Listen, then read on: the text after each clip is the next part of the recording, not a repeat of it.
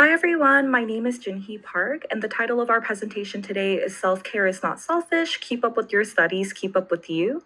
And we wanted to spend some time talking about self-care and how that plays into your identity as a college student. So to start off, we're students from Cal State Fullerton's Master of Science in Higher Education program, and we want to work with and for college students in our future careers, whether that be in the 4-year or 2-year institution. Maywood is something that our program has been organizing since 2009. It's an educational resource fair to promote a college-going culture in Maywood, and over the last 5 years, we've been able to share valuable information and award scholarships to students in the community. Our goal for this presentation is to be able to define what self-care is and what it could potentially look like for you in a college setting. Since even though it's super exciting and fun, there are a lot of aspects that could potentially be stressful or overwhelming, and being intentional with self-care can help ensure the most enriching experience possible. So, self care is defined as taking actions to promote your health. And I think there's often misconceptions around how long self care can take, but setting aside even 5 minutes of your time can give space for self care. So, some examples of short self care actions could be breathing or meditation exercises. And there are a lot of great videos that you can follow on YouTube. It can look like phoning a friend, whether that's just to talk about your day or to gain a different perspective on something that you're going through. Maybe it means eating a treat.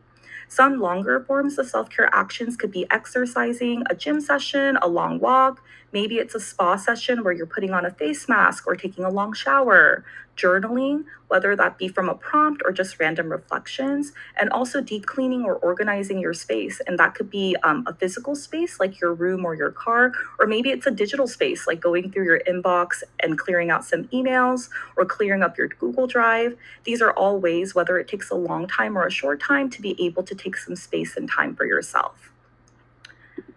Often, when we talk about the word boundaries, it can sometimes sound really negative. But when you think about what self care looks like for you, it's also important to recognize what self care doesn't look like. So, where you draw the line. And remember, the first word of self care is self. And we want to emphasize that self care is not selfish. So, we encourage you to think about what your boundaries are and how you can honor yourself and your time. So, maybe that looks like turning off your notifications, or maybe that looks like going to bed early on one given night of the week. And we also encourage you to let other people know what you're capable of handling in that moment. And maybe that means that you have to ask for some grace. So maybe that means you need to ask for an extension on an assignment or a quiz, or maybe that means asking a friend to check up on you more often because you've been going through a hard time. But it's important to clarify for yourself what your boundaries are and what you need in order to get the rest and care that you deserve. We also wanted to define internal versus external self care. It's important to remember that these things work together for well being, and sometimes it's easy to forget one or the other. So, internal self care focuses on nurturing your emotional and mental well being. It involves practices that promote self awareness, emotional regulation, and mental health. External self care involves taking care of your physical body and immediate surroundings. It's about creating a nurturing environment that supports your overall well being. So, some examples of external self care can be physical health, like going to the doctor, dentist, or optometrist, hygiene and grooming, which seems random but actually plays a really big role in your physical well being, social connections, whether that be online or in person, self indulgence, which means thinking about what you genuinely enjoy doing or find peace in, whether that's going to the beach, eating a meal by yourself, getting cozy in your room and watching movies. Taking care of your physical body is critical in maintaining a balanced life. To continue, some internal self care examples are mental and emotional health, gauging where you are in the moment. And this is constantly changing. So maybe one week you're feeling really good, but the next week you're not. And that's totally okay. So finding ways to work around that inevitable change. And also positive self talk, looking towards yourself for encouragement and self compassion.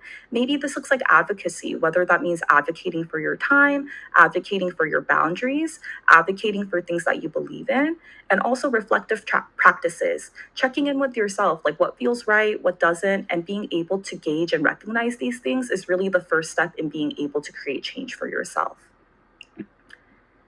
Now, we want to talk about some potential campus resources, so things to look for when you're on your campuses. So first, any type of counseling and psychological services. Obviously, these things might be called different things depending on the institution that you're at, but we've noticed that generally most institutions do offer these types of services to their students. They do things like individual therapy, group therapy, mindful yoga, puppy therapy, and also thinking about student wellness. So, what are some health services that your campus may offer? Either for free or for a reduced cost. So maybe that's vision, general care like blood work or STI testing. Do they offer birth control? And also thinking about academic resources that the campus might offer. We know that this is an area that might cause a lot of stress for students. So tapping into them, some things that could ease that load for you, such as the writing center or tutoring services. And often, these departments are run by student employees, so this might be another opportunity for you to connect with a friend. And finally, thinking about your self care plan and what that might look like. We encourage you all to be proactive instead of reactive. And often, when you're already overwhelmed or stressed, it might be hard to think about ways that you want to take care of yourself. So, thinking about these things in advance so that you know that you have these ready whenever you need them. It's also a good idea to have different self care strategies so that you can switch out depending on what you're feeling or what you need in that specific moment. Thank you for your time. I was able to share some strategies with you today, but remember, self care looks different for everybody. So think about what makes you happy when you're feeling sad or stressed or tired. And there's really no right or wrong answers for what self care can look like. So the possibilities are really endless. And as we finish off our presentation today, here are some reflection questions for you to think about. And thank you so much again.